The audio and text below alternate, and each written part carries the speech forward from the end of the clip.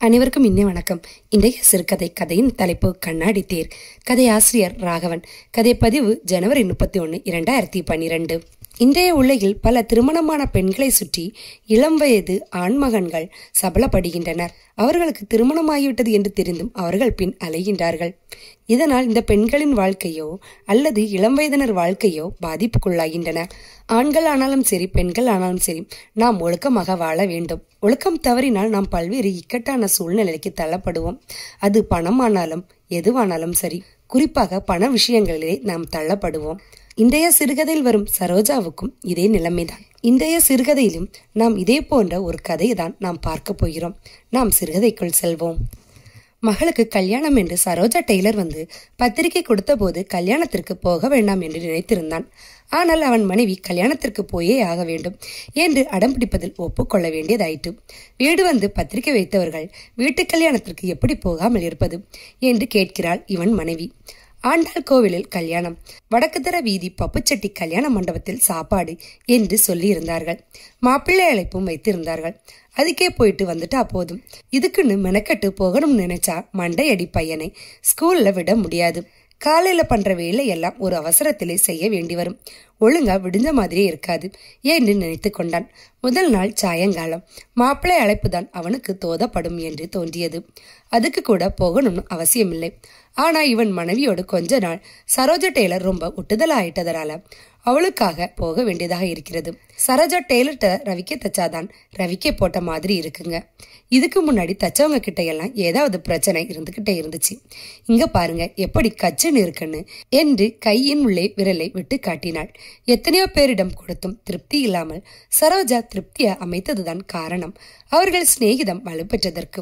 இதற்காக 2 தெரு தள்ளி சரோஜாவிடம் வந்து தைக்க கொடுத்திருக்கிறாள். சரோஜாவின் வசீகரமான முகமும் எதையுமே சுவாரஸ்யமாய் ஒரு ஏற்ற இறக்கத்துடன் பேசுகிற விதமும் புருவக்குறிகளும் இவன் மனைவிக்கு சரோஜாவை அதிகம் பிடித்து விடவும் அவள் தைத்ததில் குறை இருந்தாலும் அதை பெரிதாய் கண்டு கொள்ளாதபடிக்கு செய்திருக்கிறது. இதுதான் சரோஜாவின் சாமர்த்தியம். ஸ்கூல் விட்டதும் பையனையும் கூட்டிட்டு மனைவியை வர சொல்லிட்டா. ஒட்டுக்க பப்புச்செடி கல்யாண மண்டபத்துக்கு போயிட்டு வந்துடலாம் என்று அவனுக்கு தோன்றியது. பப்புச்செட்டி கல்யாண மண்டபத்தில் எப்படிதான் ஒரு விசேஷம் வைக்கிறார்களோ என்று தோன்றும் இவனுக்கு. மண்டபத்துக்குள்ள தண்ணி வசதியே கிடையாது. கிணறோ போர் தண்ணியோ கிடையாது. எந்த விசேஷம் வந்தாலும் தள்ளு வண்டியில தண்ணி எடுத்து நடக்கணும். இல்லைன்னா ஒரு லாரி தண்ணி அடிக்கணும். சுமாரா 600 ரூபாய் வரை ஆகும். தண்ணி தொட்டி கடைசியிலே இருக்கிறதால கூட 100 ரூபாய் கேட்பான் என்று தோன்றியது. சரோஜா டெய்லருக்கு என்று சில சாமர்த்தியங்கள் உண்டு. அதில் இது மாதிரியான பொறுப்பெல்லாம் பார்த்து கொள்ள அவளுக்கு என்று யாராவது இருப்பார்கள் என்று தோன்றியது. தண்ணீர் ஒரு பெரிய பிரச்சனை என்றாலும் மண்டபம் பெரிய மண்டபம், நிறைய ஜன்னல் வச்சு காத்தோட்டமா செட்டிமாருங்க வீடு மாதிரியே இருக்கும். எல்லா முகூர்த்தத்துக்கும் தவறாம ஏதாவது கல்யாணமோ சடங்கோ இதர விசேஷங்களோ நடந்து கொண்டுதான் இருந்தது. சரோஜா டெய்லர் அங்கு கல்யாணம் வைப்பதற்கு ஏதாவது காரணம் இருக்கலாம். சரோஜா பத்திரிகை வைக்க வரும்போது அவளுடைய மகளும் வந்திருந்தாள். 18 அல்லது 17 வயசுதான் இருக்கும். ஒல்லியாய் அவளுடைய அம்மா போல முகத்துடனும் சிரிப்புடனும் இருந்தாள். கண்களில் ஒரு விதமான மகிழ்ச்சியுடன் சிரித்தாள். இந்த பெண்ணை பார்த்த ஞாபகம் இருக்கிறது. ஒருவேளை அவள் அம்மாவின் சிறுவயது தோற்றத்தை வைத்து குழப்பிக் கொள்கிறோமோ என்று தோன்றியது. இல்லை, இந்த பெண்ணை தான். மௌத்தனின் பெயர் முருகன் தான். கருப்பாக இருப்பதால் கருவாயன் பிளாக் மவுத்தாகி மௌத்தனாகிவிட்டான். கடையில் வைத்து நீலத்தாவணி வெள்ள ரவிக்கை கான்வென்ட் பள்ளியின் யூனிபாரத்தில் பார்த்திருக்கிறான். கையில் கண்ணாடி வளையல்களும் 2 தங்க வளையல்களுமாய் மஞ்சள் கலர் ஜரிகை லேஸ் வச்ச தாவணியும் அரக்கு கலரில் பாவாடையும் அணிந்து இப்போது கொஞ்சம் வேறு மாதிரி இருந்தாள். அண்ணே, பாபுவையும் அக்காவையும் கூட்டிட்டு வந்திருக்கண்ணே என்று சம்பிரதாயமாய் கூப்பிட்டு அழைத்தாள். சரோஜா இவனை பார்த்து வந்துடணும் என்று அழுத்தமாயும் இழுத்த மாதிரியும் சொல்லிவிட்டு இவன் மனைவியிடமும் சொல்லிக்கொண்டு படியிறங்கினாள். சரோஜாவிடம் பெரியதாய் மாற்றங்கள் இல்லை. கொஞ்சம் நரையும் இடுப்பு குலைவும் தவிர அப்படியே இருந்த மாதிரி தெரிந்தது. படியிறங்கி அவர்கள் வாசல் வருவதற்குள் பால்கனிக்கு போனான். கீழே இறங்கிய சரோஜா அண்ணாந்து இவனை பார்த்து வந்துடணும் என்று ஆள்காட்டி விரலை உயர்த்தி காட்டினாள். சரோஜாவை கவனித்துக் கொண்டிருந்தவனை தொட்டு திரும்பினாள் அவன் மனைவி. என்னங்க செய்யலாம்? மொய்க்கவர்ல வச்சு வந்துடலாமா, இல்லை ஏதாவது பாத்திரம் பண்டம் வாங்கி வைக்கலாமா என்றாள். ஏதாவது செய்யலாம். உனக்கு ஏதாவது குறிப்பாக செய்யணும்னு தோணினா உன் இஷ்டம் என்று சொல்லிவிட்டான். இன்று பத்திரிகை பார்த்ததும் அன்று நடந்தது எல்லாம் திரும்பவும் மனதுக்குள் ஓடியது. கடைக்கு கிளம்ப வேண்டும். பையனை ஸ்கூல்ல விட்டுட்டு வந்த பிறகுதான் கடைக்கு கிளம்ப வேண்டிய ஆயத்தங்கள் ஆரம்பிப்பது அவனுடைய வழக்கமாகிவிட்டிருந்தது. ஏதேதோ நினைப்புகள் வர கூடைச்சேரியின் மேல் கிடந்த ஆனந்த விகடனை எடுத்துக்கொண்டு கக்கூசுக்கு போனான். உட்கார்ந்த போது சரோஜா பற்றிய நினைப்பு வந்தது. அவன் அப்போது படித்துக் கொண்டிருந்தான், ஹிந்தி ஹைஸ்கூலில். அவன் வீடு சரோஜா வீடும் அடுத்தடுத்த தெருவில் இருந்தது. அப்போதுதான் சரோஜா கல்யாணமாகி வந்திருந்தாள். அழகாபுரிதான் அவ ஊர். பார்க்க அத்தனை அழகா, அழகாபுரி ராணி மாதிரி.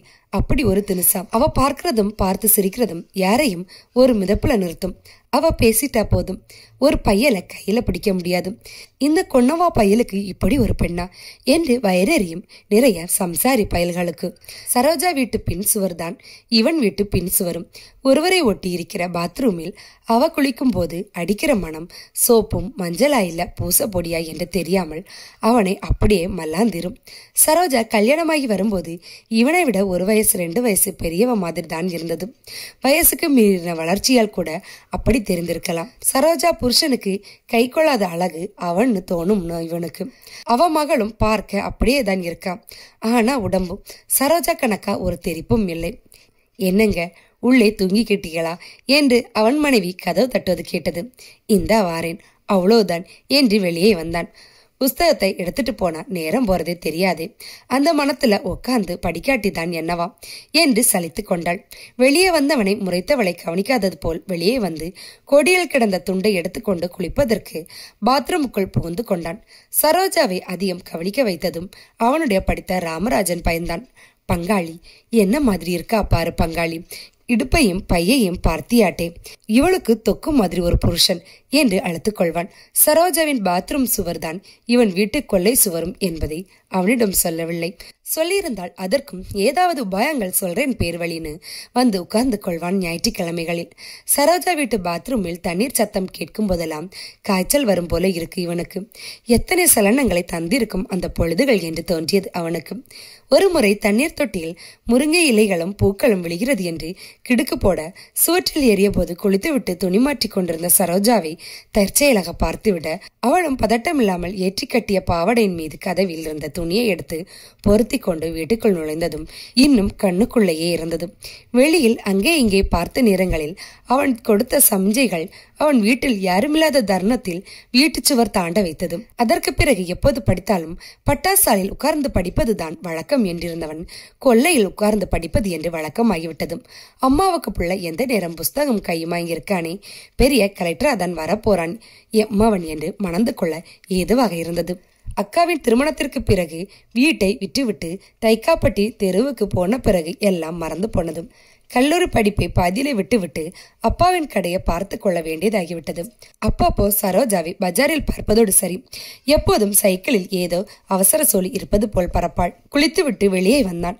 சுவாமி படங்களின் முன்னால் நின்று கும்பிட்டு விட்டு திருநீரை குலைத்து நெற்றியிலும் கையிலும் பூசிக்கொண்டான். அப்பாவிடம் இருந்து வந்த பழக்கம். கும்பிட்டானது பால்கனிக்கு வந்து சூரிய நமஸ்காரம் செய்து விட்டு திரும்பும் போது செல்வராஜ் வீட்டுக்குள் இருந்து சரோஜாவும் அவள் மகளும் வெளியே வந்தனர். சரோஜா மேலே பார்ப்பது போல் இருக்க சடக்கென்று தலையை உள்ளிழுத்து கொண்டான். காலை உணவை முடித்துக்கொண்டு கடைக்கு கிளம்புகையில் இவன் மனைவி சகுனம் பார்த்து அனுப்புவதுதான் வழக்கம். வெளியே வந்து மஞ்சப்பை கக்கத்தில் இடுக்கிக் கொண்டு படியிறங்கினான். அவன் மனைவி உடன் வந்தவள் வெளியே நின்று கொண்டு இவன் போகும் திசையை பார்த்தாள். வாங்க வாங்க என்று அவசரமாக அழைத்தாள். நிறைகுடங்கள் சுமந்து கொண்டு கௌசல்யாவும் கோவிந்தம்மாவும் வந்து கொண்டிருந்தார்கள். நல்ல சகுனம்தான், நல்ல சகுனம்தான் என்று கிளம்பியவன் தெருமுக்கில் நின்று அவன் மனைவிக்கு கையசைத்து விட்டு பஜாருக்கு நடக்க தொடங்கினான். மனசு முழுக்க சரோஜா தான் இருந்தாள். வேறு கவனமே இல்லை.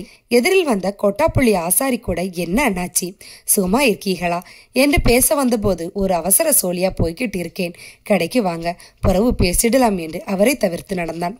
பின்னால் சைக்கிளில் வந்த ஒரு பெண் இவனுக்கு முன்னால் வந்து குதித்தது மாதிரி இறங்கினாள். அது சரோஜா என்று தெரிவதற்குள் கொஞ்சம் நேரமானது. என்ன சரோஜா என்றான். ரவி கல்யாணத்துக்கு எல்லாம் ஏற்பாடு பண்ணிட்டேன். கொஞ்சம் புடவைக்கும் மாப்பிள்ளைக்கு துணி எடுக்கிறதுக்கும் காசு குறையுது ரவி. எனக்கு யார்கிட்டையும் கேட்க சங்கடமாயிருக்கு. என் புருஷங்காரனை பத்தி தான் உனக்கு தெரியுமே. உன்னை விட்டா எனக்கு யாரும் ஞாபகம் வரையில. ஒரு 10 ரூபாய் இருந்தா கொடேன், முடியறப்போ திரும்பி தந்துடுறேன் என்று பேசிக்கொண்டே கையை பிடித்து கொண்டாள். நீ கடைக்கு போயிருக்க கூடாதேன்னு வேகமாக வந்தேன் என்று இறைத்தாள். இவன் சுத்தி முத்தி பார்த்துவிட்டு சங்கடமாய் கையை உருவினான். நாளைக்கு தரட்டுமா என்றான். வீட்டுக்கு வந்துடாதே, நானோ தோதா பார்த்து கொடுத்து விடுறேன் உன் வீட்டுக்கு என்று யாரும் பார்த்து விடுவதற்குள் வேகமாக நடந்தான். கடைக்கு போக மனசில்லாமல் பணத்தை எப்படி புரட்டுவது, மனைவிடம் எப்படி மறைப்பது என்று யோசித்துக் கொண்டே ராமராஜோட பட்டறைக்கு போனான். ராமராஜ் கடையில் இல்லை. டேப் ரெக்கார்டு எம்ஜிஆர் பாட்டை நம்பியார் குரலில் பாடிக்கொண்டிருந்தது. பட்டேரை பையன், வாங்கண்ணே, டீ வாங்கி வரவா என்று கேட்டு பதிலுக்கு காத்திராமல் 2 டீயும் ஒரு 2 சிகரெட்டும் வாங்கி வந்தான். ஒரு டீயை அவனை குடித்துவிட்டு சிகரெட்டை அவன் முதலாளிக்காக விட்டு வைத்தான். சிகரெட்டை பத்த வைத்துக் கொண்டே ஒரு கிளாஸில் டீயை உறிஞ்சும் போது ராமராஜ் உள்ளே நுழைந்தான் குனிந்தபடியே. குட்ட வாச கதவு அது. வந்தவன், வாடா பங்காளி, இப்பதான் வந்தியா? ஏல போய் இந்த பொட்டலத்தை உள்ள வச்சுட்டு எனக்கு ஒரு டீ வாங்கியா என்று அவனை விரட்டினான். பங்காளி, சரோஜா ஞாபகம் இருக்கா என்று கிசுகிசுப்பாய் அடிக்குரலில் கேட்டான். எந்த சரோஜா என்று தெரியாத போல் கேட்டான் ரவி. அதாம்ல, உங்க பழைய வீட்டுக்கு பின்னால் இருந்துச்சுல சரோஜா டெய்லர், அதுதான். அதுக்குள்ளார மறந்துட்டியா?